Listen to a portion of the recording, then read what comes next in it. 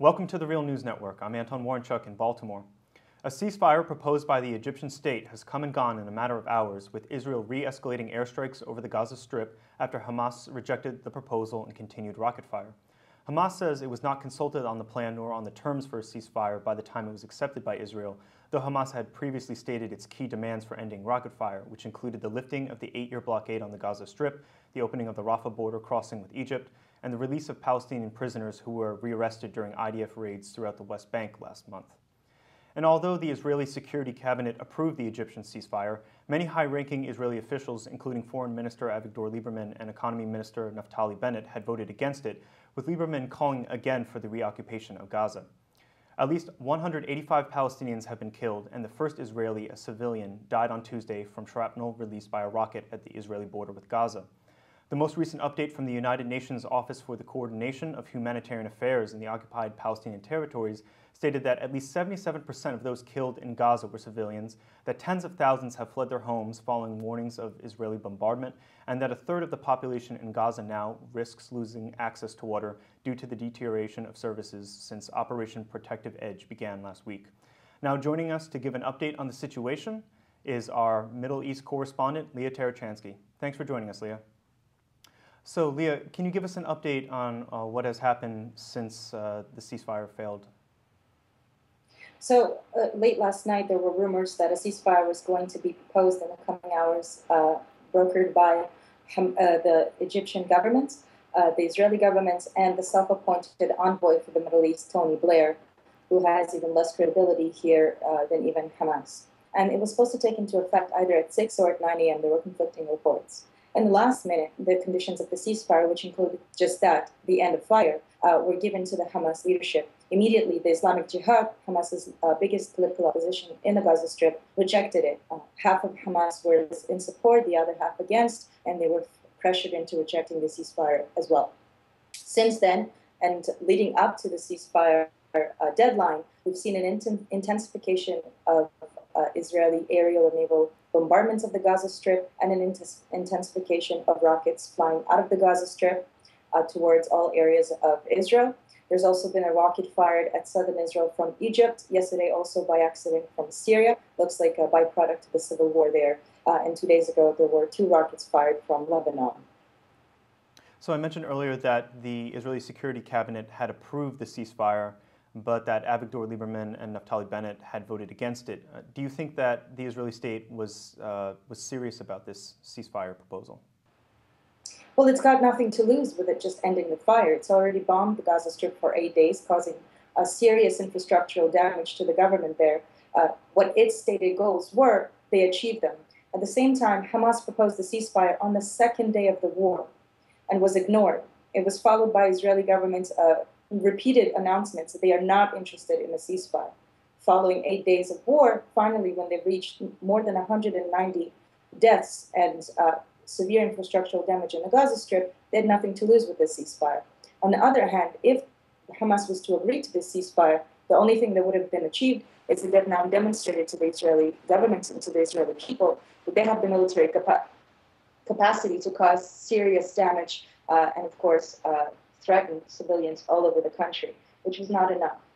The conditions, as you said in the introduction, that Hamas is willing to sign on to are fairly straightforward. The release of the prisoners that were rearrested in the last month, prisoners that the Israeli government agreed to release, but then rearrested during Operation Bring Back Our Boys, and the end of the siege on the Gaza Strip. Now, all of us who have been covering this conflict long enough know that if there was a ceasefire, the next day the world would stop paying attention to the Gaza Strip, meaning that the siege that's been waging since 2005 would simply continue as is. Nothing would change for the civilians in the Gaza Strip, something that most civilians in the Gaza Strip are not willing to accept. And how much support is there within the state or the population for Lieberman's calls to reoccupy the Gaza Strip? Well, we saw that only minutes after the rumors about a ceasefire were released, there were already petitions all over the country calling to reject it. Just today, the deputy defense minister spoke against the prime minister's decision, and summarily he was fired. This is a very right-wing the deputy of defense. This is someone who is by no means, a peacenik, and he was simply fired for expressing his opinion in an interview. So we've seen here that the Netanyahu government is very well aware of how it will be perceived abroad if Israel was to reject this ceasefire. Already criticism is mounting all over Europe and the United States. We've seen protests in major cities all over the world. If Israel was to reject the ceasefire, it would look as if Israel wants to continue killing Palestinians. But when Hamas rejects the ceasefire, despite the fact that it was given only minutes to look over the draft, and it was a draft that was put forward by a government that is currently closing the Rafah crossing, where civilian and refugees are trying to get out of the Gaza Strip to safety, they're being blockaded not by Israel, but by the Egyptian government that wrote this ceasefire proposal. Of course, they couldn't possibly accept it. Do you think that a ceasefire, terms of a ceasefire, would be enough to prevent a re-escalation of conflict between the Gaza Strip and Israel, as we've seen numerous conflicts break out in the past 6 years? Well, most of the conflicts that have broken up in the last 6 years, in November 2008 and in November 2012, and now here in July 2014, they've all been about basically the same point. If there is a political agreement that is reached between any kind of Palestinian leadership, regardless of how much credibility it has on the street in Palestine, and the Israeli government, it would be very difficult for any militant or jihadist wing to continue fighting. It would also be very difficult for the extreme right elements in the Israeli government to continue bombarding the Gaza Strip as they've done in the past. And so all of this hinges on the lifting of a siege on the Gaza Strip and a peaceful agreement. We've seen before this escalation 5 years of the quietest time in the country's history, and the Israeli Prime Minister refused to take advantage of this quiet and reach a political agreement with the Palestinians. And so we've seen here over and over again that the Israeli government is not interested in ending these cycles of escalations. And so what looks like the next steps that Israeli officials will make in regards to the battling with Hamas? So we've seen now that Hamas, by rejecting the ceasefire proposed by the Egyptian government, has dragged the Israeli government into a continuation of the current military status quo, which is more aerial bombardments from the Israeli Air Force and Naval Force and more rockets out of Gaza.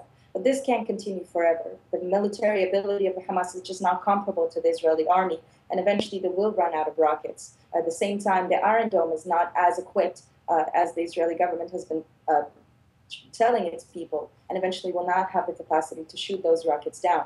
At which point the Israeli Prime Minister would have to decide whether or not to launch a ground invasion.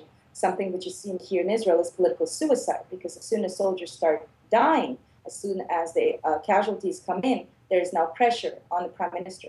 At this point, as you've seen in my report, life in Israel more or less continues as usual. We have several sirens a day. In the south of the country, there's sirens about once an hour. There's rockets that explode all the time, but life continues. People still go to bars. They're still going and watching the Mondial and so on. The war hasn't reached us the way that it has Gaza from the first moment. As soon as soldiers start dying in a ground invasion, the Prime Minister is going to see opposition not only from the more right-wing elements in his government, but also from the street, which might signal the end of his reign. Okay, Lia Tarachansky reporting to us from Israel. Thank you for joining us. Thank you so much for having me. And thank you for joining us on the Real News Network.